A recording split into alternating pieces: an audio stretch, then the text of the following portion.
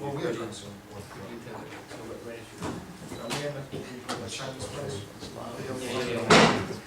Who's going to choose? Me.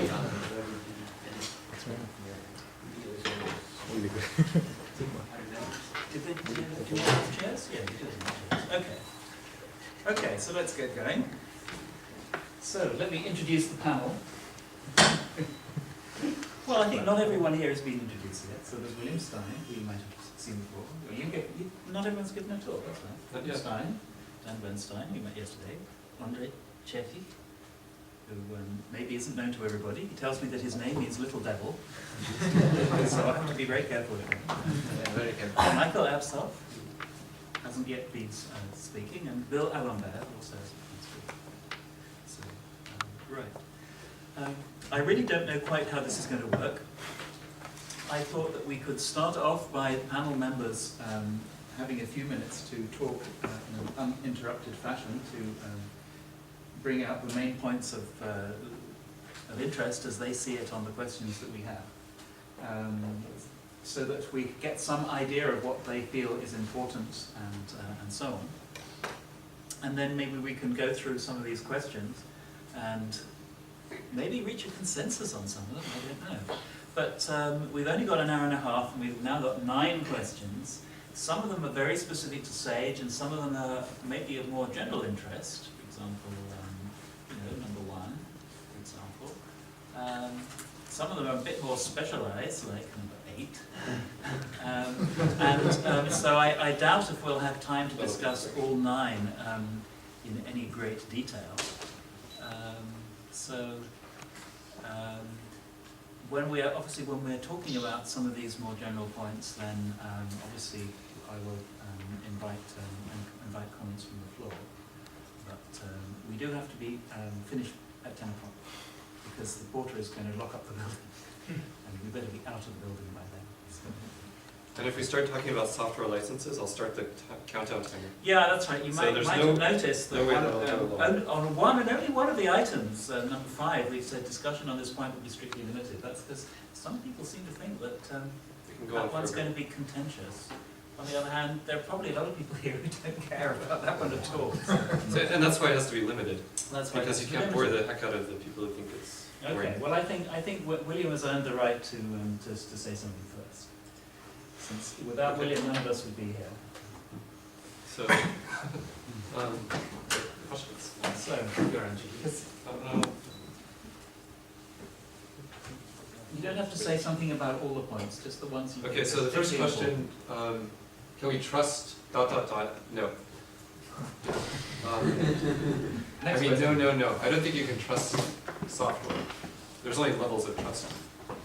That's really all there's to say about that. You can't trust anything a computer does because of cosmic radiation and so on. And also programming bugs, hardware bugs. Should a paper submitted for publication in a journal be rejected if it depends on closed source software? I think it depends on the journal, the quality of the journal, the paper, the nature of the software, but I think there are cases in which it should be. And I have personally rejected I think 2 papers, and one of my reasons was that the software was not available. But I've also published a lot of papers that fundamentally do actually have things like tables and calculations that do depend on closed source software. So, and in some cases, I think that was perfectly fine. Is it possible to provide a truly viable open source alternative to Maple Mathematica and so on? It's impossible. It's too frickin' hard. I don't think it's possible, but I'm going to do it anyways. Let's see, about ones that have failed in the past. I have a list of things that are different, that I think are different about SAGE than some projects that started off very enthusiastically but then sort of dwindled. One thing that's different about SAGE is that we're thinking a great deal about software licenses and copyright and so on, and trying to honor those sorts of things. And I think being careful in that way and conscientious has been an important step. A lot of software from the past, like Lydia, for example, was released under a sort of funny license that said educational or academic use only, that sort of thing. And these sorts of licensing things can make a big difference about the number of people who contribute code, and it's good to keep them in mind.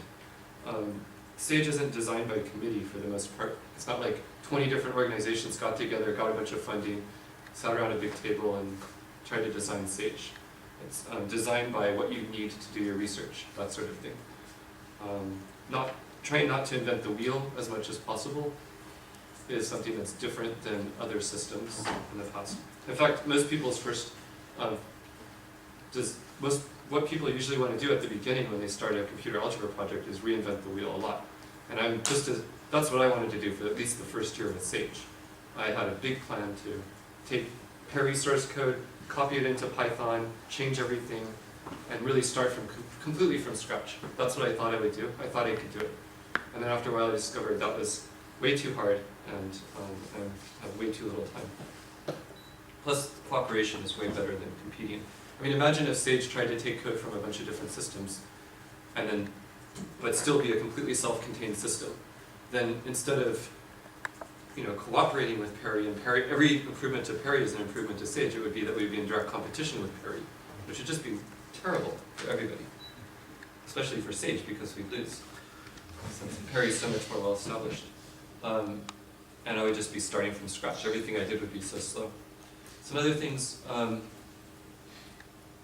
do you think various systems will be open sourced?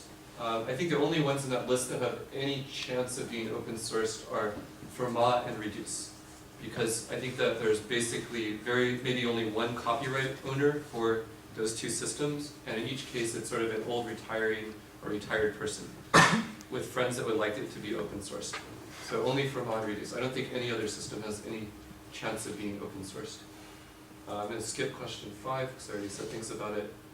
For funding, that's a pretty open-ended question, but a good example is this workshop. It didn't cost me personally a dime, but it's funded, and it was a very expensive and generously funded workshop. So how did it get funded? I won't say, but it's funded. So make things happen. Make things happen. The journal submission thing, I think I already sort of said what I think about that. Fork GMP, I don't know. It's really annoying they switched to GPL v3. I can't fork GMP because I don't know nearly enough about that sort of thing, and I don't have the time. I wish there was one ranger that would write in and fork GMP, not leave. But that's a very hard problem. And finally, should Sage be packaged and distributed as a Linux package? Obviously, yes, and we've even done that a few times in the past. There's no reason not to. It's just nobody's done it and kept it going. Okay, so I've addressed everything. Dan, your chance Yeah. to speak uninterrupted. Yeah. So before I had some thought of preparing a short discussion of what's obviously the most important issue on the list, namely copyright. And then I realized I would be going on for hours and hours and hours and hours. And there's no you wouldn't. But in fact, what matters most to me is features. All of the other issues are below features. What matters to me in a computer algebra system is, does it solve the problems that I want it to solve? And in the end, when I end up using, for instance, Magma for some computations, it's because it has features which, at least in my state of ignorance whenever I started using it, I didn't know that those features were available anywhere else. Or I might have known they were available somewhere else, but without the speed features I needed. Somehow, every time I make a decision as a user what I'm going to do, it's based on, does this software have the features that I need? And I just, however much I care about copyrights and about all of these publication issues, what really matters in the end, what users make their decisions based on, is features. Same thing for, say, operating systems. If you talk to users and you even manage to convince them that, yeah, open source is a really good thing, then they'll still turn around and use Windows if they're comfortable with Windows and none of the other alternatives they see have the features that they want, namely for instance, Excel. They're used to the Excel interface and maybe they don't know about OpenOffice, maybe they've tried whatever the OpenOffice clone of PowerPoint, Excel, and so on, all the different Microsoft programs are. They just end up using what they believe has the features they need. And actually, in most cases, the users are right.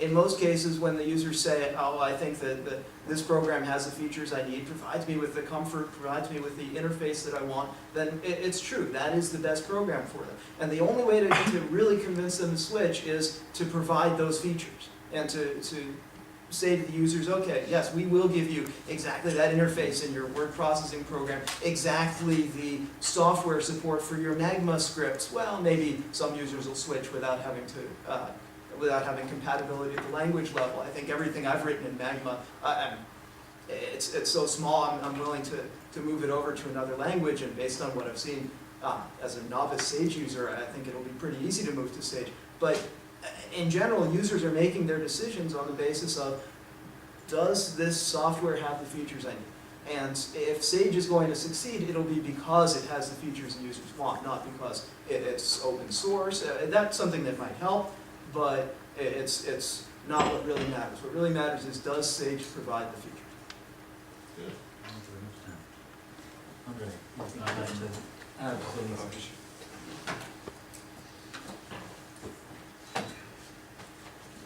So I'll start with one. What are the strengths and weaknesses of open source versus closed source software? Well, I'm using Debian. Debian is, we have a Debian developer, by the way, right there. And one huge advantage of open source software is that it mostly works, and sometimes it doesn't work. But I always have a chance to look at the source code and fix it for myself. With Windows or Mac OS X, if it does not, it works most of the time, it works well, it usually works better than Debian, but sometimes it does not, and then I'm just stuck. I just, I can try a lot of things, I can search the internet, Google everything, but I can ask users, but it's really freaking difficult to fix something which does not work. So open source software is basically a technological advantage, I would say. I personally don't see it really like, like that it's free, so that I don't have to pay for it, or that something like, I don't care about, proprietary software. I don't care about Microsoft and stuff. What I really care is that, so that I have a chance, I have the freedom to look at the source code and fix it if I need it. Alright, 2, it's possible to provide, viable open source alternative to Maple mathematical and stuff. I don't know. But currently, I'm a physicist, and what I want to use is basically a calculus. I want to use functions, I want to use series expansion, I want to use differential equations, and I want these features to work really well. And I want to use open source computer algebra systems. So I investigated, I think, every major open source computer algebra system, starting with GINAC and GIAC, Maxima, Axiom, and currently I think Sage is the project which has the biggest momentum and the biggest chance to actually become the open source computer algebra system which could compete with those big M's.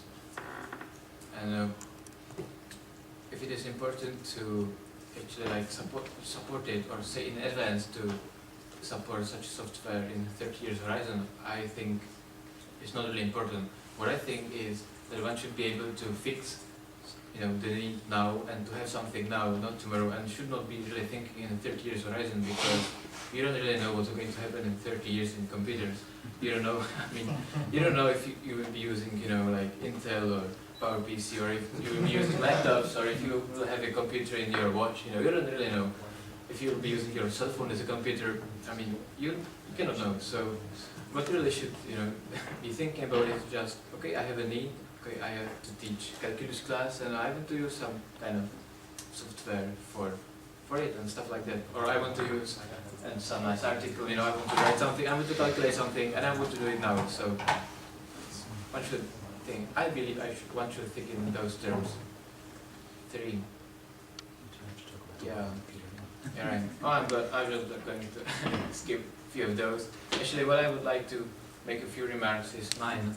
I think it's really, really important, and I think it's actually the most important thing to get Sage into all major Linux distributions. And to create some packages for Windows and Mac OS X. And the Mac OS X, I'm not sure what kind of, like, they don't have like something like a regular, regular, let's say, mostly used packages. But Debian and Fedora and SUSE, all of them have, really well-established ways of installing programs, and Sage should be able to use this advantage. And I think it's really important for every program which I want to use to actually follow the way my favorite system is working. And so I'm using Debian, so I want to use Debian package. Someone using Fedora would like to use RPM package. I'm not really interested in installing something from source or using some kind of precompiled binary, because I find it, annoying to be said. On the other hand, Sage is very, very huge, and so it's going to take a lot of effort to actually create a Debian package which could, which will be able to follow the Debian policy and to actually get into unstable. And I'm sure Bill is going to talk about that as a Debian developer. Okay, so like. Yeah, I think I'll first follow up on that because I talked to Ondrej earlier about it today, and I think that specifically for Mac OS X application, the main problem is that pretty much everybody in this room, or most of the developers, are going to compile from source because, well, you scratch your own itch, and well, that's what it really boils down to. I mean, why would I build a Debian package that I install locally because I compiled it from source already? And I mean, the problem is that a lot of these things have been solved 95%. What is actually missing in many cases is just the final polish and the automation that it happens automatically, just that, like, William recently gave up control of the releases to some extent because obviously his time is spent much better than running grant proposals or doing policy than to integrate patches. So, and I mean, as I said, it's like I could do many things, and I'm working on Sage for fun because I'm actually, well, I'm going to get that in Final 6 shortly, but this also plays somewhat together with the old question, is it a viable alternative? And I think that we need to try to recruit people from like Sage support or even Sage newbie to actually actively contribute to documentation and other issues, because there's probably a person out there who can build Debian packages very well, but he might not be willing to actually, or might not have the capabilities to actually work on the development on the C or C++ level or whatever. So the bug days have worked out very, very well, for example, but what we need is either like a documentation day or a doc test day just to drive recruitment. And I'm fairly certain that if we tap into like the Debian developer pool, that there's potentially developers on one hand, and also at the same time that some of the people who start packaging some of the source packages for Debian are going to end up being Debian developers. So I think because of the momentum Sage has, and I mean that's the primary reason I'm here, because I like to work on software that people have heard of and actually use, that this is going to be a very good thing. I mean, somebody graphed the interval of Sage days, and it was steadily decreasing. So I mean, the obvious joke goes, soon every day is going to be a Sage day. Sage hours. On the whole funding thing, I'm actually I'm working for a project called Abshoff, which is funded by Shell Research, and we actually write open source software to do algebraic modeling, which is, and we work on algebraic modeling for the oil industry, which sounds very, very odd, or a thing that nobody, well, like, if you talk about algebraic modeling, what are you going to do? Well, oil production. And everything we write is released under the GPL, so, which is somewhat surprising because the people actually in Shell Research get the GPL. They understand that if you write software that somebody else is going to start using it and contribute back and make it better. Since the discussion on the licensing issue is curtailed, I'd like to quote Linus Torvalds, which said in reply to the whole SEO fiasco that software is like sex, it's better if it's free. And that's, it's true, I mean. And, is that free as in speech or free as in beer? Somebody else tried to name on that one earlier, so I'm not going to respond anymore. Okay. I don't know what people think of me, but apparently bad things. Yeah, and on the whole open sourcing software in general, I started looking up like some of the packages named, I mean, obviously I know Magma and so on, but I actually looked at Reduce and MovePad, for example. And, or also like there was a big discussion about Lydia recently. I mean, my opinion on that is, it's kind of like the Mozilla, open sourcing Mozilla. Open sourcing software is not magically going to make it better. It's not pixie dust that you sprinkle on a system and all of a sudden there's going to be interest. I mean, in that context, I would state that Lydia is dead. Nobody cared in the last 5 years, I know, but no, I mean, it's just that it's kind of like the whole Sun Java submission and Solaris being released now at the CDDL and potentially the GPL-v3. All these journals or all these computer publications wrote Solaris is going to bury Linux. I mean, 99.9% of the people who wrote that have never even installed Solaris. And I mean, I installed Solaris 10 recently, and I was about to get on a plane and fly to the Sun headquarters to start choking Sun developers. I mean, that, well, no cursing policy, so I'm going to shut up now. Yes.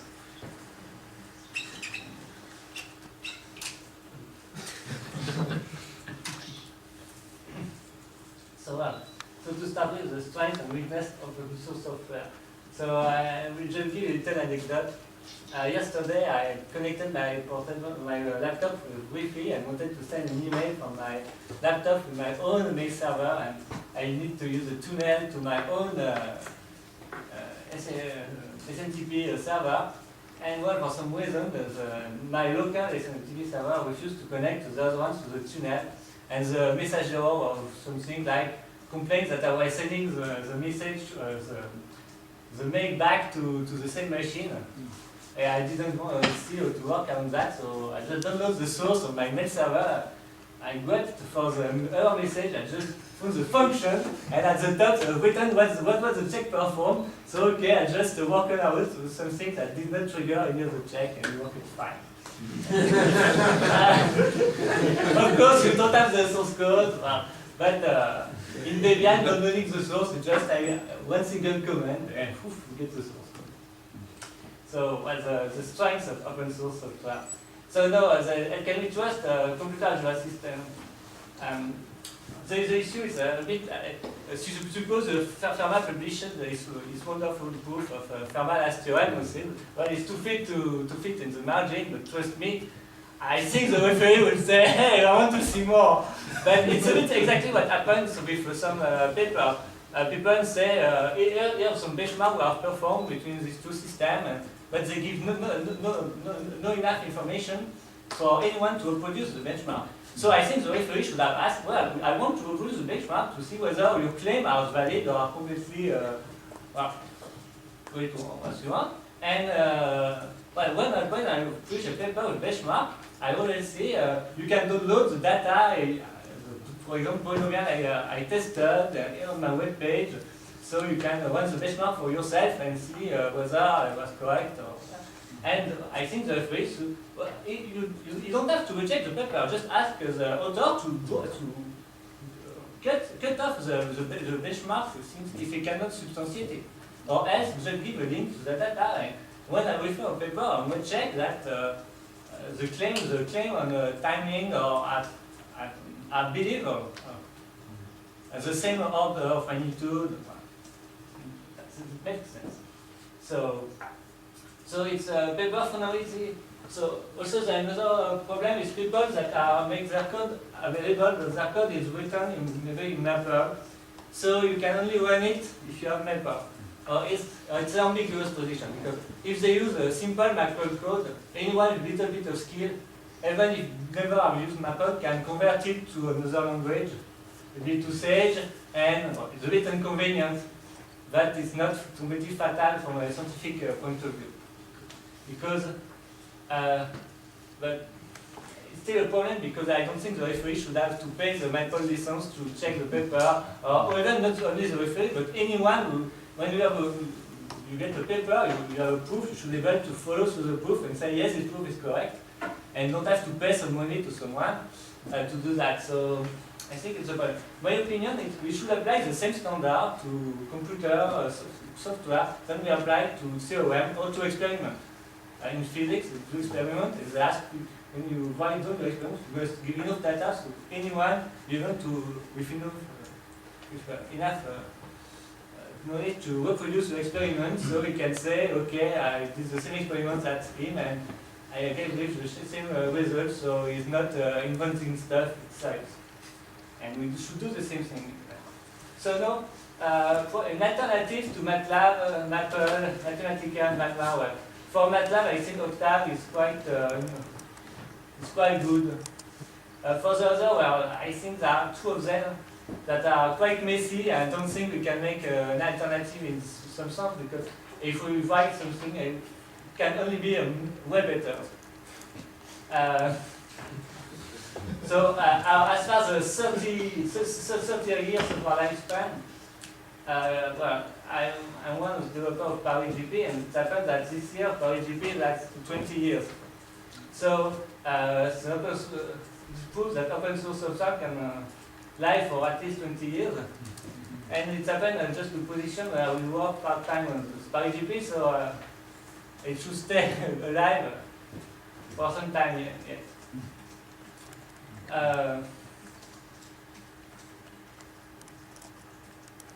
Also, why Sage should succeed? Because Sage that doesn't attempt to be all for everything. It doesn't attempt to be a wrapper for all other things. It doesn't happen to start from scratch and go to the roof. So he has a chance to work.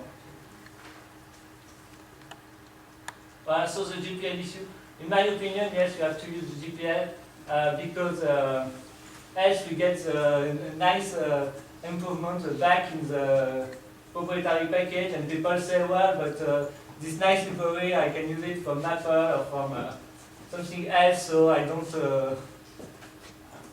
So finally, they still use only proprietary software. So we want to get anywhere.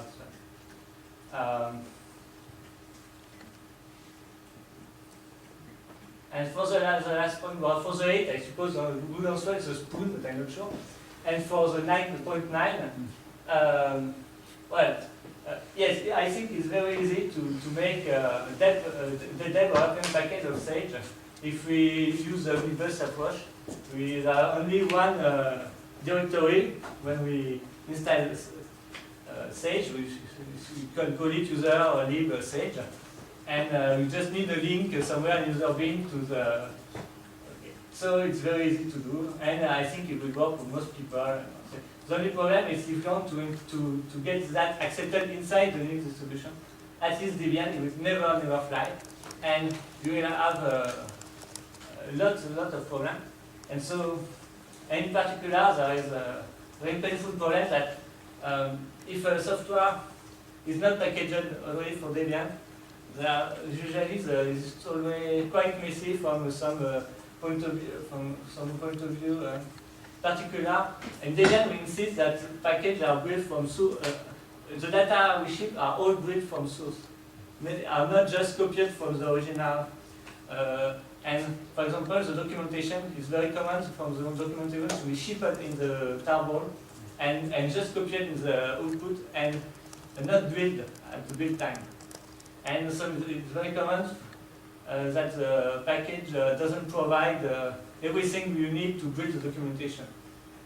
For example, so you have to check that and to get from the author the missing script or the missing makefile, and it's totally tedious, a lot of work. It's a bit pointless in some sense, but it's just the question, we want it to be open source. So I think the good thing to do will be to have a lot of people which each take care of one application that is in Sage, get that uploaded, then you will get a distribution with able to have every of that in a shape that is accessible to distribution. And then you have the problem with Sage that if you upload Sage to distribution, you will duplicate everything because you have 2 copies of GMP, 2 copies of Paris, 2 copies of what. But at least we will have been certified in some way to meet all the policy requirements, and so there will be one less objection to deal with. And so maybe people will accept the fact that you ship a copy of everything. Especially if there are some way to not ship a copy of components if you don't need to. Yeah. But the problem is you suppose you need to patch a Paris for a very simple thing, but you use the stable version and you break the application programming interface or application design interface, so you will never be accepted by the Paris developer for the next stable Paris release. So and also the Debian maintainer of the Paris package will never integrate it, so you are stuck. But actually the idea in that particular case is not to get everything into unstable, but to have a repository in sage.map, which modular Debian packages, so you can actually add it to your app list or whatever and install it from there. Because it's a control issue. I mean, if we release once a week, and we're just going to build the Debian packages automatically and everything else, and we're not going to wait. We're not going to upload it to testing and let it go through the build cycle and so on, and wait 4 or 5 days to show I up. think Bill is kind of thinking about, okay, you have the monolithic package, then you have what you're describing, and then a year later you have what he's describing. In a sense that that's kind of a long-term plan to make Sage sort of more generally available. Yeah, not It would maybe- only be like a stable snapshot. I mean, Sage is going to somehow stabilize in some way. It's sort of in a very, very rapid growth stage in the life cycle. I mean, Michael said that he didn't see the point of making Sage into something like a Debian package, but No, not getting it in the distribution No, itself. The official- no, but originally when you were talking, you said for you was no point. Two times a day if you want. So there's no issue of control. You can update. No, but you have to own the package. So we have to end, I don't know, of the 73 source packages that we ship, I mean, let's say there's there's like there must be a maximum maintainer in Debian and so on. I mean, obviously, at least, I mean, it's not only Debian, so we gotta, Ubuntu is not gonna be the problem, but say, we can package, the thing, say, at least for the RPM-based systems, are we going to start to build RPMs for like 6 different RPM-based distributions on 3 different platforms? I'm afraid so. I mean, building binaries trouble. Look at have you ever downloaded Opera? They have RPMs and debs for like 15 different Linux distributions and different architectures. It's crazy. Yeah, but we're talking about 5 million lines of software. 5 I million know. lines. Well, now, It's really annoying. extrapolating. Can we hear someone Yeah. give the Oh. case for What? distributing Sage as a standard Linux package? Because at the moment we've Oh, had a lot about the practicality well, of actually, whether you it's just gave possible a or case not. for I it. can Yeah. easily give a You Yeah, should give a okay, case that's- for it. give a case for yeah, me. yeah, particularly for me, the people who I don't really, know a lot about if there is solving a packages. program which is not able to be packaged as a regular Debian package inside the distribution, for me it's like it did not exist at all actually, because I feel something is wrong with them, because if they are not able to make it as a regular package as all those 20,000 other packages, something is wrong with them. And also it's a lot annoying, I would have to like track, every new release. I need to put the repository into my repository, I need to check the GPG key, I need to trust them, everything. But and also like if they are not providing the Debian package for my own architecture, let's say I'm using PowerPC, then I'm just stuck. With Debian, every single package which is in Debian, I can use it on all 4. Okay, so you're saying it would give it some kind of authority that people would trust it. Yeah. What about the point that if Sage was distributed this way, a lot more people would get to hear about it and would get to try it out? I think that's a... My view on it, at least at the beginning, basically is I view the main competition as Magma, Maple, MATLAB, and Mathematica, and they're all much harder to install in a sense than Sage, especially MATLAB. And none of those will ever be in Debian standard. Yeah, sure. So that's why I don't worry as much as I probably should about this issue. And I also think it's incredibly hard to put Sage into sort of the standard Debian package system. And one other point is, I installed Ubuntu a few days ago from scratch, and then I wanted to install all the cool math packages I could find. So I searched for math in the repository, and I installed a couple of them, and a bunch of them were total crap. I mean, I was really surprised actually how bad several of them were. So there was really I didn't get any sense at all that math packages that were in Ubuntu's repository, at least, it was non-free. I mean, it wasn't non-free, but it was, Universe Ubuntu. There was a lot of stuff in there that I think was very low quality. So well, that's what I have to say. But I really wish that I very much wish that it were in Debian, et cetera, et cetera. I just don't want to personally do the work. That's all. But I really wish, One more and question. definitely what Michael described would be good. So, I mean, I think that the first step we should do is build a monolithic version that is on sage.math, so you can just pull that in whenever you feel like it. So there's like, that's step one. I mean, obviously, I think you did it once, and it needs to be integrated into the distribution mechanism, so it happens automatically. 3 people have done that now. You did? No, 3 people. Bobby Oh. Moretti did it once completely, you did it once completely, and this other guy, who's a Debian guy, did it once. No, I think it wasn't No? you. No, it was a third person. No, We I mean, heard it's from like, him, he did it, and then we never heard from him again. I built that Mac application bundle, and then Yep, that's kind of another lost example. interest because, well, I don't use those actually. And there was one little, it was a 95% thing, because the icon would continue bouncing. It Yeah. wasn't a good way to get it to stop. Okay, Yeah. let's move on from These things are because we got other interesting things to talk about. Actually, the question Which about has that some was, audience Yeah, questions. you have if you get Sage in the Debian unstable, at some point it's going to slide into testing, or is that not automatic? So at some point testing is going to be frozen and it's going to become the next release. So then there's going to be lots of people who run Sage 2.9. 2.9. To go to testing if you want. Yeah, but I mean, the thing is, if somebody's going to report a bug, well, I'm running Sage 3.2 on Debian Edge, Yeah. whatever. and then the answer is going to be upgrade to latest. Yeah, sure. Yeah, but you That's kind of an can buy argument it against for Debian. this paper, you can buy it. No, I mean, I know you can do that, but I mean, the thing is, Wait. people are going to run frozen versions of Sage a year and a half old. Which in 5 years, that'll be fine. fine. Yeah, seriously, in 5 years. What, you mean when there aren't any bugs? No, it's just that the vast majority of users will be like for calculus classes, that sort of thing, or, I mean, it's not gonna matter if it's a year old. Right now, it matters a huge amount, and it matters a huge amount to developers, but that's not what we're talking about right now. We're talking about people want to draw a few pretty pictures. I mean, it's just matters a lot now, it's not gonna matter so much in 5 years. Or, I don't know what the right time frame is, I'm just making figures. Let's take, Okay, question, Because I'm clueless about all these Linux distribution issues.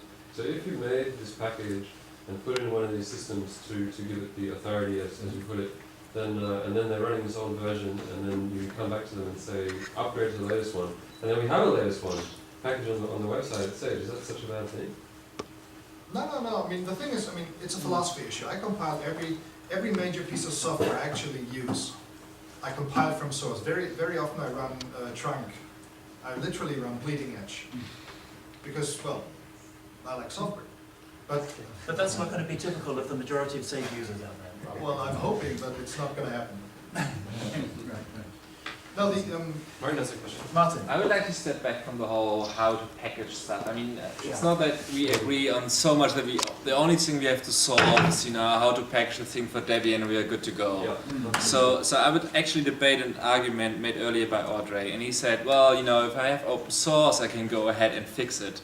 And I want to ask the question seriously, if my graphics driver, which is not open source, but if it was open source, if it was broken and my X11 wouldn't start up, I wouldn't dig into the kernel and fix it. Because there is some point, there's some point when your time is more valuable than the money you spend on your software. There has to be a certain amount of pain, Mark. So I felt the pain. Let me try. This gives me the freedom to change everything. Yeah, okay. This certainly is true if you're a developer, but this is not, the whole story. I would say it's different for computer algebra because you kind of start programming Sage once you use it. You put it in 1+2, or what is it, 2+3, and you kind of start writing code in Sage. So the distinction between a developer and a user is not as separated as for instance, I don't care about the source code of X11. I like it, it's open source and so on, but I don't want to read it. So I think this is really this is kind of a bogus argument for at least most people. I think you were just saying that's some advantages. Now you pointed out some weaknesses. Wait, you run Linux, not Mac OS. Yes. That's kind of interesting. Okay. No, I like it, but it is not a valid point as well. So I can personally agree, but I don't think strongly disagree. Yep. Okay, I'll give you an example. Okay, it happens to me actually. Like my X server, I was developing simply and some plotting package, developed by one Google Summer of Code student, and suddenly start, crashing my X server. And I don't understand, I don't understand my graphic driver, I understand nothing. But, okay, it was crashing my X server, so I had to do something about it. Okay, so if it was closed source, what could I do, right? Nothing. But it wasn't closed source, so I just, signed up into the mailing list of actually the library Piglet which we were using at that time. I described my issue to the guy who was writing the library, and he said, yeah, let's try this. I tried that, did not work. Okay, I told him, and he said, okay, let's try that, did not work. And so, after a few iterations, we were able to actually solve the problem, because I don't understand how, I don't understand why, but he understands, because he wrote it, he understands the issue, and he has the access to the source code. So I think it's a very valid argument that you have a chance to actually, theoretically, but I think even practically, solve the problem at, But at the root. did you need to have access to the source code for that? You had access to a person who understood. Somebody had to have. Absolutely. Yeah, somebody had to. Absolutely. Somebody, everybody. Yeah, but with commercial applications, you don't get to go to the guy who wrote it. No. Yeah. You're going to get dropped in the first level support and have you reinstalled Windows. Yes. So what you've described is more like posting to say It's exactly like that. Questions, comments? So I think I agree with the comment from the back and disagree with your comment. So I was, at one point, that I had, the number of machines that I had access to Magma on had dropped to 0 for various reasons. And so I thought, well, I could try re-implementing this in Sage. And it got to a point, and then I think the not implemented yet error came up. And I thought for a little while, how can I fix this? And then I tried a bit harder to find a machine with Magma on it, because I theoretically know how to find the answer to program the algorithm that isn't there yet, but it's much easier to just bug somebody at the university to give me that Magma access. Yeah, but you can complain to the author. I mean, You already You can do did. that, you can do that with Magma as well. It's not- no, but it's it's not a question so of- much Magma, it's more like, That's just an illustration of Dan's principle. Yes. We couldn't compute, Sage doesn't convert kernels mod P to the N, Magma does, therefore use Magma. Cool. So I'm quite surprised that nobody had a strong opinion about point 8, because it's really a strong decision on. Could you give us your opinion? So Could someone first of all give a bit of a background? First of all, What is GMP? what is GMP? What does forking mean, and why would we need to?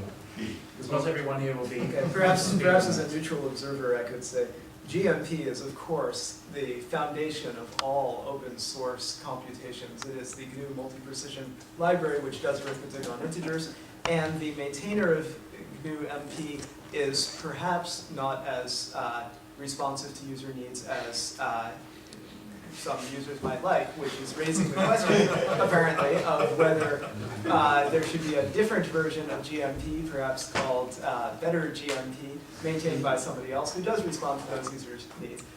This would be called a fork because there is the GMP development, which proceeds in the Better GMP direction, and the original GMP direction. That's being a fork, and the advantage of this would be that, well, there is now a Better GMP which responds to the user's needs, and the disadvantage is that the development efforts on both sides would be split. Of course, users on one side would be writing code incompatible with the other, and in general, people would suffer. But perhaps benefit. For this to be possible, Good. GMP would have to have a suitable There's one- license, I guess. there's one Can I get incredibly- back? Thank you for the background. Can we Wait, there's one go to the incredibly next, important point to the background which you concluded in, which is GMP switched licenses from GPL v2 to GPL v3. There is a version of GMP that was released, I think, 4.2.2, and the one in Sage is 4.2.1. And we cannot include GMP version 4.2.2 or even link with it in Sage, and in fact we cannot include any future versions of GMP until Singular is relicensed. So right now, we will never use another version of GMP unless either Singular relicenses or, well, I mean, that's it. So there's a very serious problem with licensing that GMP is made, because the GNU Software Foundation changed all their licenses. So if you just hang on a moment, because Paul hasn't made his point. Okay. yes, So that's the other background. so as William said in the very beginning, so there is no point in making competition between different open source systems. So there could be in my point of view, a big mistake to start making competition with GMP, even if Torbjörn Granlund is politically alone, but I think it would be a great, make a great damage to the open source community. If GMP was to be. Yes. David? I just want to point out that, in a sense, that GMP in Sage is already a little bit fucked. I mean, we have some assembly patches for AMD and Quantum Duo, which have been around for a while and which haven't gone into the GMP distribution, even though they've had the code already in there, which is interesting. It's been for a while. And also the fast GCD code, which is on the GMP development page. So we put that into the Sage GMP in the last few months, and that code, mostly me with some help from some people, and I mean that code is I think about 2 years old. Is that right? The GCD code? Yeah, but there's actually a lot more in the GMP backstory. There's the perception of Granlund is specifically like on the Mac mailing list is like he's called the Mac hater, literally. And the primary reason for that is that Apple doesn't pay him. well, that's part B, but part A is Apple's GCC sucks. I mean, to put it very, very nicely, and specifically, they. Maybe we should bear in mind that this is probably going to be put onto the internet. So. Oh, I know. I mean, I've said way worse things on the record. So, and the thing is, I don't really. Well, nobody. Well, what are they going to do? Fire me? But the main problem is that Apple ships a BSD-based linker, and the BSD linker does not play well with GCC, and there's certain corner cases which get hit by the GMP. And Granlund has instituted a policy a while ago: no more compiler bug workarounds, which means that if MedCheck fails and you report it to the GMP mailing list, chances are he's going to tell you, well, get a real compiler. And GMP is, as far as I know, is like has a tendency to trigger compiler bugs, not only in the GCC but also like Sun's compiler, HPCC compiler, and so on. And he's in the right position. If you build your own tool chain on OS X, it's going to compile the GMP just fine, and MedCheck will pass. But obviously, Apple had this great idea to actually stick with. They actually forked off GCC 4.0 as a pre-release and started backporting fixes, and now with Xcode 3 and OS X 10.5, it is GCC 4.01 plus patches. I discussed with Ralph, and I actually looked at the changelog and was just shaking my head because it actually turned out they backported the libstdc++ from 4.2 to their 4.0 toolchain. And for some reason, religiously, I mean, we can discuss Apple's policy all day long, but let's not. No, that's not. No, but The GMP? The point, I understand Granlund's position, and I mean, there was some other issues. I mean, if you read the GMP mailing list archives, you will see that I've been flamed by Granlund for going off topic repeatedly. And, I mean... the Apple, it's really annoying. I spent an entire day to figure out how that if you comment out a couple of lines of one file, you could build GMP in shared library mode on Mac OS 10. And I posted this to the list, and they're just like, we don't care, that's just working around some bug in the compiler, that sort of thing. And so for like a year, nobody could build GMP on Mac OS 10 unless they got the particular changes that I included in Sage. Which is kind of weird. It was just like a weird. I mean, it seemed very bizarre that a project would treat users that way. Well, it's actually even worse for Windows users. I mean, I actually get paid so that GMP runs in 64-bit mode with MSVC to make sure that it is. And there's a guy called Brian Glatman who did a port of the build system to the MSVC toolchain. He did convert all the inline assembly and so on. And I mean, for some particular reason, if you mention Windows on the GMP mailing list, chances are you're going to get flamed. It's like a red flag for Granlund for whatever reason. He's not willing to support it, and I mean, I can follow his argument, but let's just say, like for an official Free Software Foundation project, the GMP is the weirdest thing I've ever seen. It's a seriously unhealthy project. But it's a good piece of software. Yeah. It's a great piece of software. And Torbjörn's position is that he wants to be paid for the work that he's doing. He needs to be paid for the work that he's doing. He devotes full time to it. I know. actually know more about that, but I'm not going to say that on camera. Anything So, more on GMP? Yeah, Paul. So anyway, if you want to take such a decision, I would recommend that you first invite Torbjörn at Sage Days to discuss with him, because open source developing is also a social question. So I guess he's some reasonable guy, and when you discuss together, it's not the same thing that you when you exchange emails. Yeah, actually forking at Sage Days 5 with the same discussion, and it pops up on the mailing list that people say that they're going to fork at some point sooner or later, and I mean, it's just like everything else, there's lots of talk and no action, and I mean, forking GMP and actually maintaining it, actually improving it beyond the point so that people switch to the other project is very, very rare. I mean, I think there's like 2 successful forks in the last couple of years, which was X3, and the other one was the GCC fork, what was it called? Eggs or EGCS. EGCS, which then actually became the official GCC at some point. And I seriously doubt anybody's, I mean, if there were like dozens of people out there who wanted to contribute actively to GMP, they would do it. Or they would have taken the code. I mean, it's like Jason Martin's patches. We can patch GMP. It doesn't make a difference. I mean, it's, as I said, I understand the motivation and so on, and I think there's more to the backstory. I mean, if you look on the GMP mailing list, like there's 2 specific things that occurred in the last year. At one point, some consultant from Sun popped up and talked about grid computing and how that would improve multiplying MPZs, and like the answer was like, what is this guy talking about? Because obviously it was like some consultant hired by Sun, and he was like spewing all this marketing bullshit about how like Sun, it's like the network is the computer and all this paradigm change, and I mean, it's like it read partially like a Dilbert comic. I mean, What's that to do with GM? now those guys popped up on the GMP, and Grunwald pretty much told them, well, put up a shut up.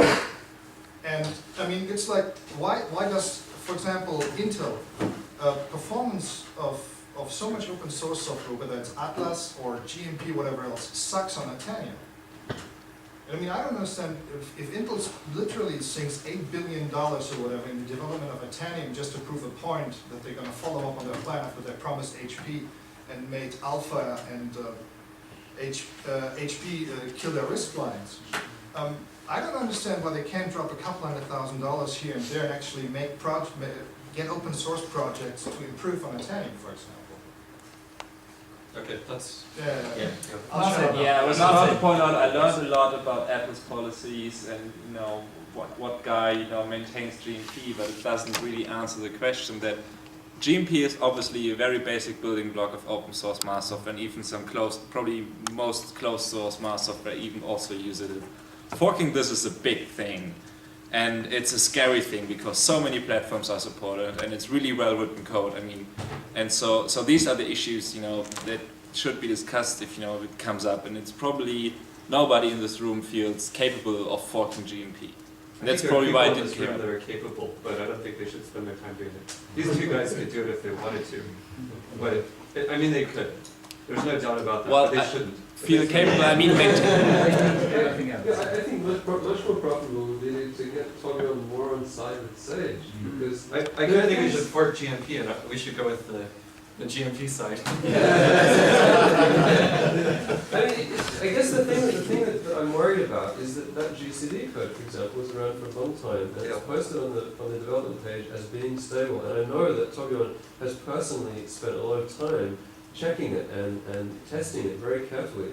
And I don't understand why it hasn't gone in the distribution yet. We need to negotiate with Terrace. I mean, we need to figure out exactly what he really wants. Did you try to invite him? Sage Days. Yeah. Did you try to invite him? No. Oh no. No, it wasn't suggested. It doesn't make sense for any Sage Days recently. Because Sage Days is usually about a specific mathematical topic. Well, we had him at a speed conference in June in Amsterdam. He was quite open to suggestions, it seemed. I mean, he also has some issues, but I think one can talk with him. Yeah. It would be nice to know. I mean, enough people have mentioned in comparison with GMP here that you should be interested in it. Yeah. There is the one licensing issue though, which he has no control over and is potentially a serious problem. which is that they switched to GPL v3. Yeah, but And that's, Singular hasn't. that's Free Software Foundation policy. Yeah, that's what I'm saying. It has nothing to do with that. Yeah, I was surprised that the Free Software Foundation owns the copyright on GMP. Yeah, they do.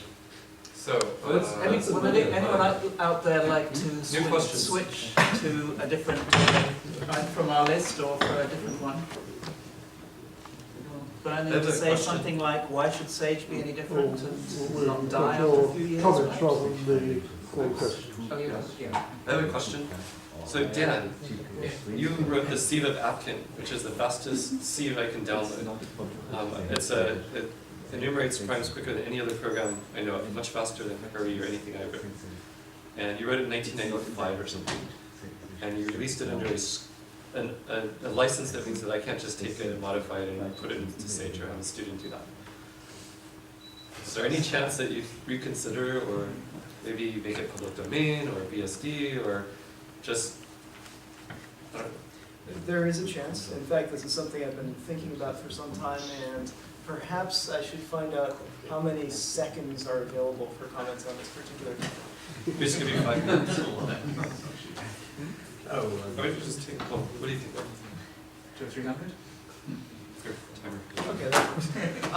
Yeah, I've actually spent something like 20 years, not full-time, thinking about copyrights and patents and similar issues, and I have noticed that there are a lot of people saying that you must use copyrights to protect yourself as an author, and you must use patents to protect yourself as an inventor, because if you don't use copyrights, if you don't stop people from copying, then they're going to start copying, they're going to start selling copies of your stuff. They're going to be using your stuff to run a web service and sell advertising on that service, and they won't pay you anything for it. You won't get any money for it. Your writing will be completely unrecognized. They won't give you any credit for it. They will start modifying your stuff. They won't show you the modifications, or maybe they will. They'll patent the modifications, so you can't use them. Nobody can use them. Or maybe they'll frivolously modify your stuff. Maybe they'll show you all the modifications, everybody can use them for free, but they're frivolous. They start fracturing your user base. You have some Python to C compiler, and somebody else comes up with some Python to C compiler that they say is better, and, well, maybe it is better. Maybe it allows the user, instead of saying CDEF, to say C, which is clearly better for the user. It's easier to write, it's easier to read, and then users start writing code using this new improved, maybe I'll call it Python 2, It does a lot more than just one little change. Oh, but that's Huge an amount. important little change. This is an important change. Well, No, it okay, does I'll add that. some more stuff to It does a huge amount of things. But in any case, users will start writing code for Python 2, and suddenly that won't work with Python. And, well, people will make changes to your stuff. People are going to, again, not give you credit. They're not going to pay you. And so you have to protect yourself with copyright. And I've been hearing this for years and years. It's not just for software, it's for books. You have to make sure that you publish your books copyrighted through a traditional publisher with people paying for every copy, because otherwise you won't be paid for all the work that goes into your book. I downloaded this wonderful book on manifolds from the University of Washington. Jack Lee, I remember was the author's name. Beautiful book. And then he took it offline because Springer had published the final version, and, well, part of his contract was that he had to take it offline at that point. And I also asked him, well, hey, is it okay if I distribute it? And he said, hey, he wants to be paid for his work. He felt like as a professor he wouldn't be paid for his time writing this wonderful book if he didn't use copyright to restrict who could use the book and be paid for every copy. And, well, for many years I found myself following these ideas. I thought I had to use copyrights to protect myself, to protect my papers, protect my software, and to some extent, well, I see the benefits of using copyright in these ways, but there's also a tremendous cost. And anybody who's tried to take software and take a piece out of the software, giving appropriate credit and making sure that whoever the author is recognized by the funding agencies, gets the money he's asking for, donate, whatever it takes to make the author happy, there's still some extra difficulty if there are copyright restrictions. Even something as innocent as the author saying, well, I insist on being given credit, the original BSD license. That has people saying, oh my God, we can't possibly use this software. The Free Software Foundation says this is the obnoxious advertising clause. You must not use BSD software. It is incompatible with the GPL. Now we've got GPL version 2, version 3, the LGPL, whole licensing mess. All sorts of difficulties for people because of copyrights, even innocent sounding restrictions on how software is used. And, well, as a result of seeing this mess for some decades and thinking about the sources of the mess, I have decided to put all of my future and going through the things I've done in the past software into the public domain. Yes! In particular, sorry, thanks. That's exactly what I mean. Wonderful. I'm very happy. You put that on camera. In particular, I am pleased to announce, this is the world's most important announcement, that the world's fastest, actually it's only the second fastest for a lot of architectures, but anyway, the world's almost fastest software for printing 2, 3, 5, 7, etc. is in the public domain, and well, sometime this month I'll be finishing going through all the web pages and updating them appropriately. Cool. I couldn't ask for anything more. So just to clarify, Dan, are you saying that all these copyrights do more harm than good, and we should all make our software and other things public domain, i.e. put no copyright on them at all? Is that what you're saying? Not necessarily. It's an attractive argument. I certainly see, how do I say this? There are costs. There are people who will make life difficult for everybody by, for instance, frivolously forking software. And there are people who will take software that's available for free and build a web service on it and make money off it and not give the authors any of it. And there are people who are going to write software and give it away and not get anything for it and have to give up writing software. And maybe if they'd sold the software, they would have gotten some money for it. So it's not as if there are no benefits to copyright, but what's clear is that there's a cost of even innocent little copyright restrictions on the main core of software development, which is primarily based on people freely modifying what they have. And in the short term, it might seem good to copyright software, and I do see the costs of not copyrighting things, but if you look at the long-term evolution of software, then that is best promoted by putting everything into the public domain. And of course, people who feel that they need to use the GPL, well, they can take the public domain stuff, and I hope they'll consider getting rid of the GPL restrictions, but in any case. Yeah, okay, so William, why then was it necessary, before my elliptic curve C++ code could be put into Sage, why was it necessary to put a copyright on it, which I had never bothered to do before? Anything an author creates is automatically copyright that author or their employer. It was already copyright. Whether they write that on it or not. Okay, and when that happens, it is illegal, or it's a violation of copyright for me to make a derived work from the thing that you have. So I can't redistribute something that's copyright you unless you give me permission to do so. By releasing his code into the public domain, Dan's giving everybody the permission to do pretty much anything they want with what he wrote. But by default, and as he's saying, he has to go through what he did before and put it in the public domain. By default, everything you create that's really an original creation of you is copyrighted by you, or your employer, or the government, or whatever. I mean, there's some exceptions to the something case in the of public government domain affairs. is then a form of copyright. You have to positively declare that you're not. Yes, the default of you're not copyright is that asserting you get copyright. it. Yeah, there's a treaty from about 30 years ago, the Berne Convention. You don't have to put a copyright notice, you automatically get copyright. I'd like to hear if Bill has some like response to Dan's public domain. No, but you were quite clear I that think the Free Software Foundation song, but I'm not sure if I could create it. I'm very posting there, so we have to take. I mean, because you already made a statement before about GPL.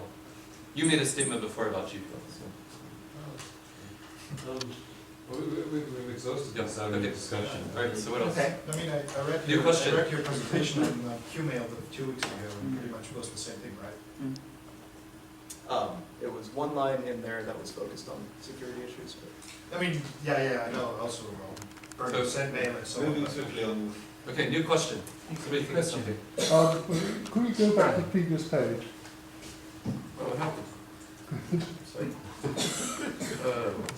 Must have clicked. No, don't do that because I forgot my username.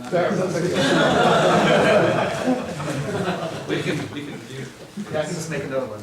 Yeah. I rely on Firefox remembering all my passwords on my computer, so I didn't have to, and it isn't my computer. So, Brian, did you want to raise? Well, no, I just wanted to make sure everyone could see what the questions were. I was hoping people were going to talk about number 7, about treating software like a publication, like a theorem. could you say something about that? Being a chief editor for a certain journal that you keep forgetting the name. Well, actually, I was thinking of it more from the point of view of someone who writes software which is widely used and hardly ever acknowledged properly. For example, and feeling that one is contributing somehow to mathematical publication by whatever, however many a million ellipticas are on the database or whatever. And how nobody's going to take that seriously. They're only going to look to see if you've got a paper published in a good journal.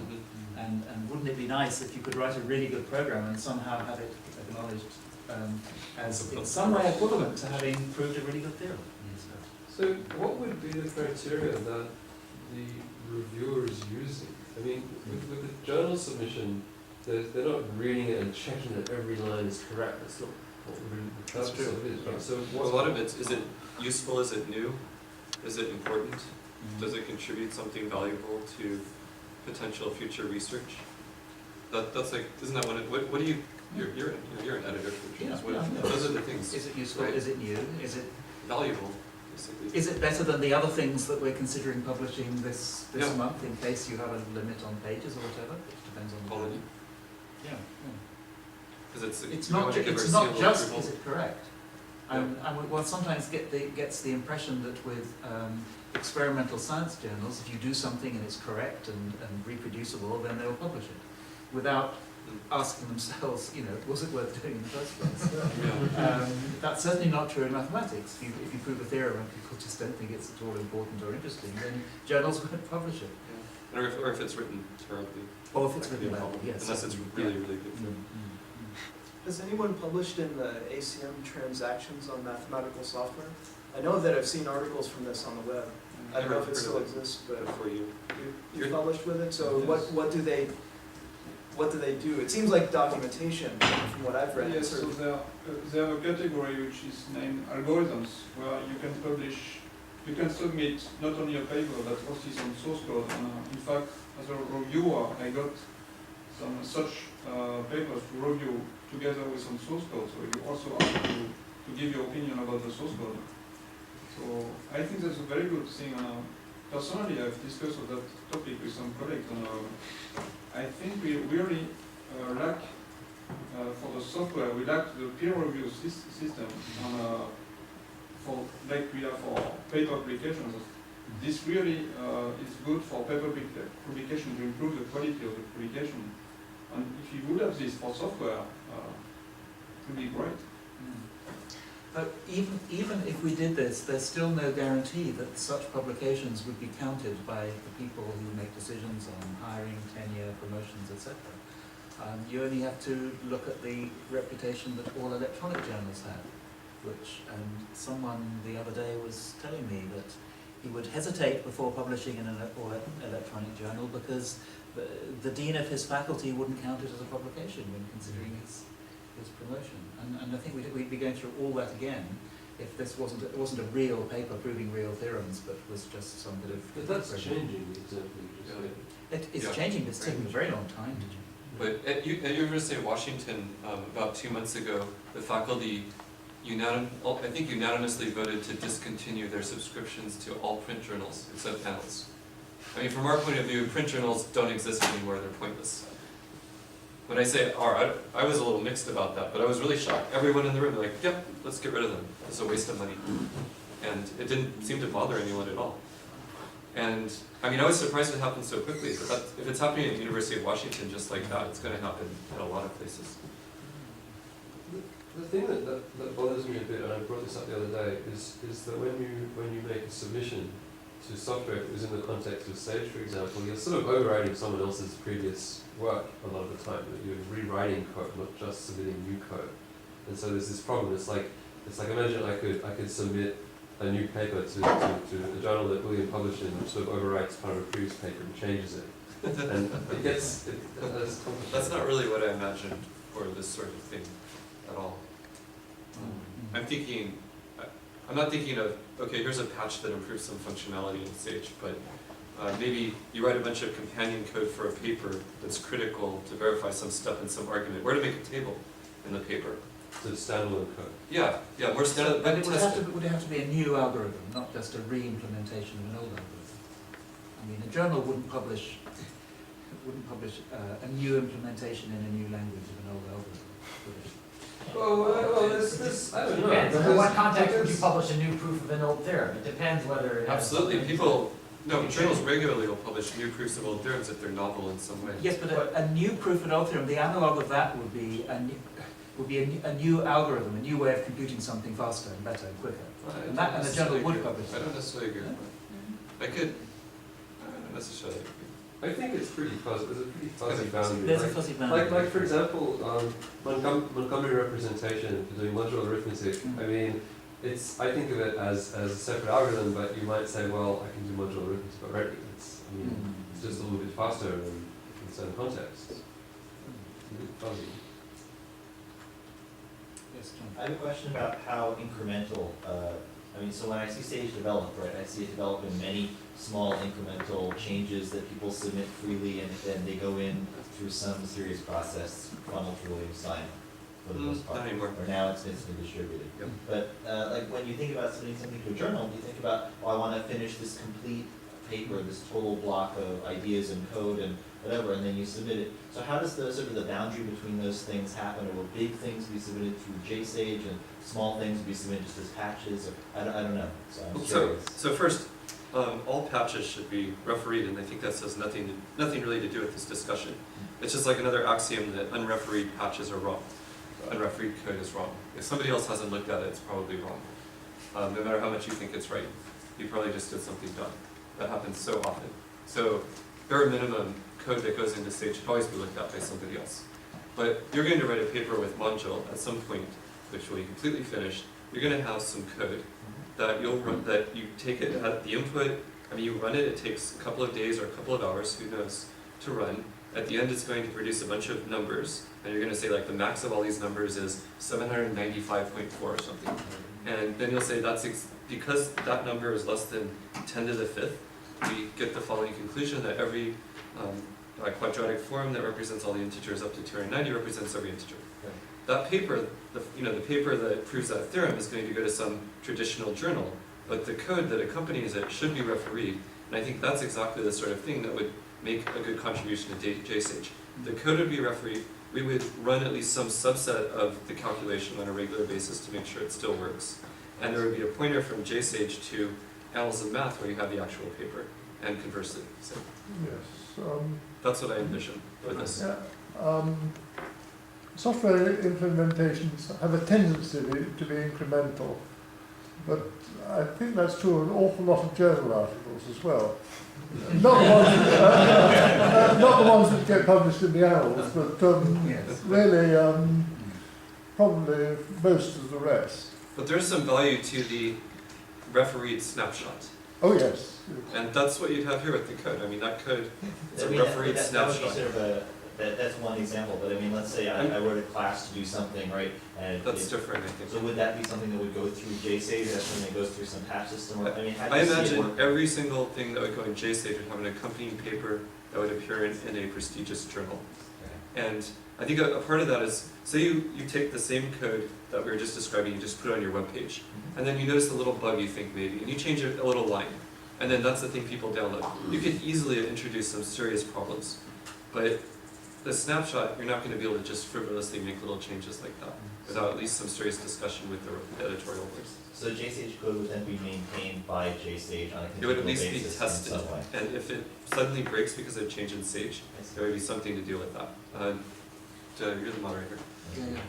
Bill, was it you putting your hand up? Well, I'm worried about testing all of the code in JSON, I mean, what lifespan's code in code in 50 years' time, there could be hundreds of thousands of submissions. That would be, no, there won't be hundreds of thousands of submissions. Computers will Well, be in fact, very fast and So Bill, this exactly points to what John was saying about how do you decide what to publish. Yeah. Because partly of that reason, you have a very strict minute, you wouldn't publish too many things in JSH. The requirement that there's a refereed paper of high quality somewhere else is going to greatly shrink the number of things. Sure. I mean, it's going to, I'm imagining maybe 20 or 30 items a year, or maybe 40, I don't know, but in 50 years that's 2,000 rather than 100,000. And I value all that code because that's more automated testing for Sage, running the test suite for each refereed paper. It may be that a criterion for publishing in JSage is not just electronic usability, but human readability. Yeah, Because the code should be well if the formed. code is being archived, it's Yeah. very possible the next time it's going to get used, it's not actually going to get run. Somebody's going to read it and import it Yeah, that could very well be the to case. another system. But at least it should be very good quality code if it's gone through this whole process. Good code can be ported. Because I can kind of imagine, getting all the code done for that paper you need to write. It's a little bit of a mess. You get the paper, it's submitted, it gets accepted because it's a really good paper.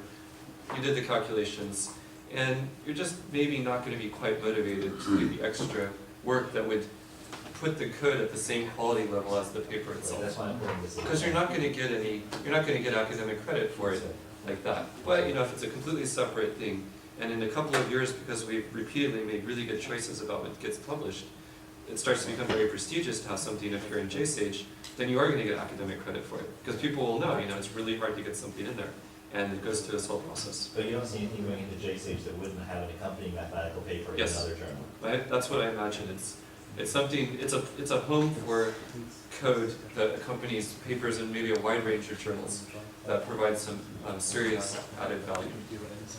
Yeah, that's what I envision. I don't know how to make it work. David, you asked this way. This is just a gut reaction to the things said in the last few minutes. If I were writing a paper which relied on some heavy calculations, then when writing the code to do those calculations, I would want to feel free to exploit as many idiosyncrasies of the language I was writing it in, or the system I was building it on, and so on, to make it quicker. Maybe I might understand it. If I wanted to write code that would be human readable and would work in 50 years' time on a computer I can't even imagine them up to the not now, then that would tend to me like write it in a very different way. And it wouldn't necessarily be as fast, and maybe it would be practical components. Seems like it imposes a very different design constraint on the software. So can I respond to that? When you write a paper and you come up with the argument, like when you prove a theorem, you're doing the first thing that you described. You skip a lot of steps because you know them, because you're really used to working with those mathematical objects.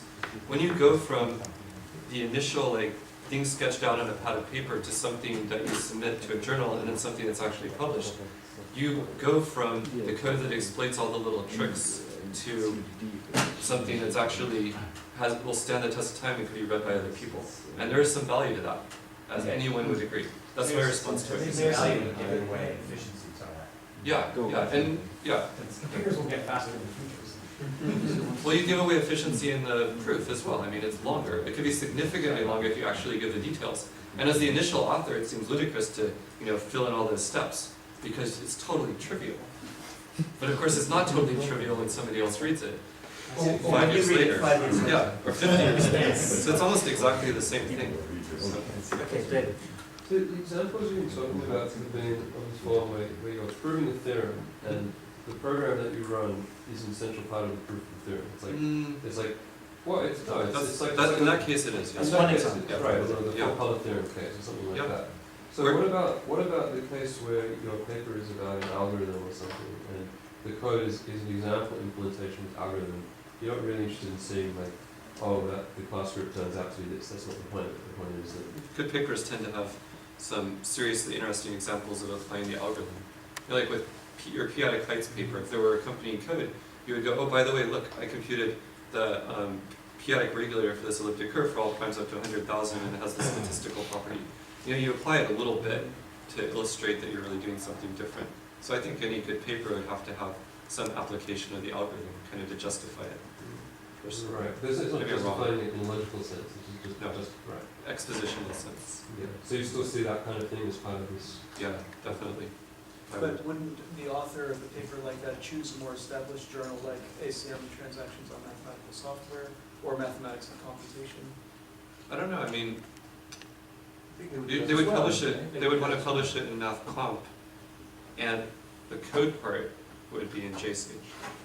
So the answer is yes. And What both. happens if established journals decide that they want to, but because they're all electronic now anyway, decide to allow code submissions with papers?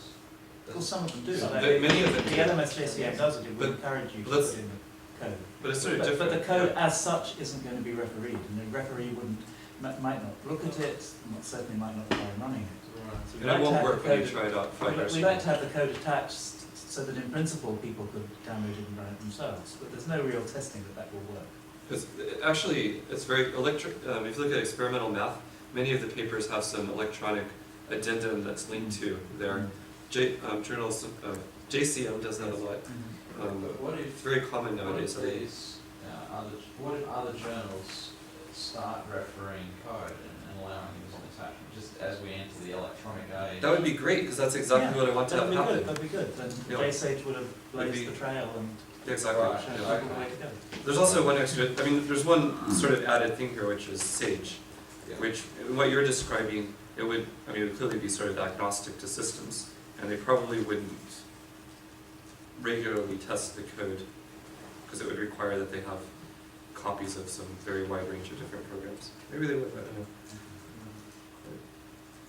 I think we should be thinking about wrapping up in 2 or 3 minutes. Sure. So that we can, I don't want to run right up to 10 o'clock because we're supposed to be vacating the premises. Maybe we're done. So I don't know, any more pressing points? Or shall we? What's Sage's development goals for Windows, apart from trying to forget that Windows exists? I'll let Michael answer that. Michael? Give me about a man year's worth of pain for that Windows version. That's the short version. The main issue is it's just developers. I mean, I think it was the last guy working on the Sigwin port for various reasons, which primarily can be summarized as Sigwin is buggy as hell. It's actually even worse than the Apple's tool chain. It had lots of performance issues and so on, and nobody cared on the developer side. Actually, It's nasty. I mean, that's actually how I started working on Sage, because William met some people from the Cocoa team in Minnesota a year and a half ago. And so I started reading Sage Develop because there was like a discussion of doing a Cocoa optional package and so on. And so I like saw some issues discussed about Sigwin failing to compile, and I've always done porting software to whatever platform you can imagine. I said, well, let's send in a patch. It's like a 2-liner, it's obvious. So it was primarily dropped because we couldn't get lib singular to link dynamically on Sigwin. And Martin, Albrecht, and I spent literally at least like two man-weeks on it, just trying to coerce the linker to link that damn thing. And another issue was that performance-wise, it was actually, in many cases, significantly worse than just using VMware and a Linux install. I mean, it was just kind of silly that it would actually work. I mean,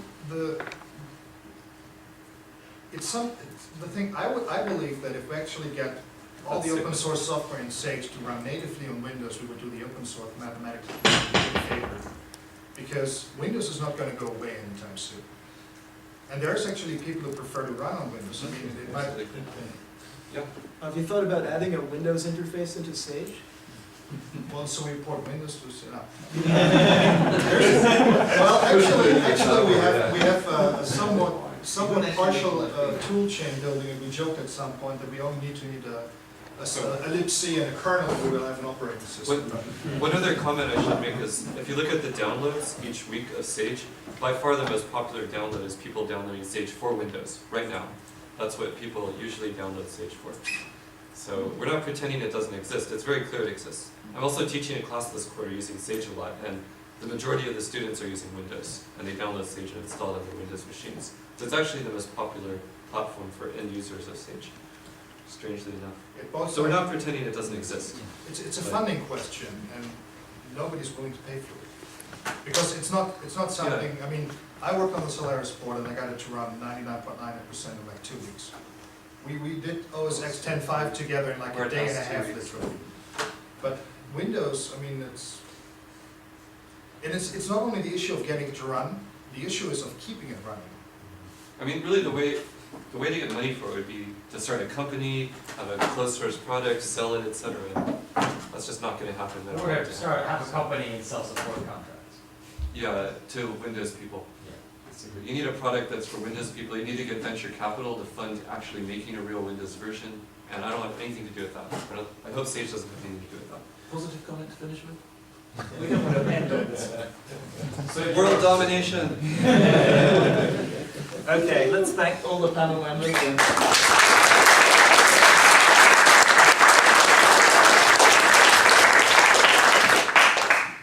maybe those of us who are not staying tomorrow should thank John for putting together a great meeting so far. And those who are staying too. Yeah.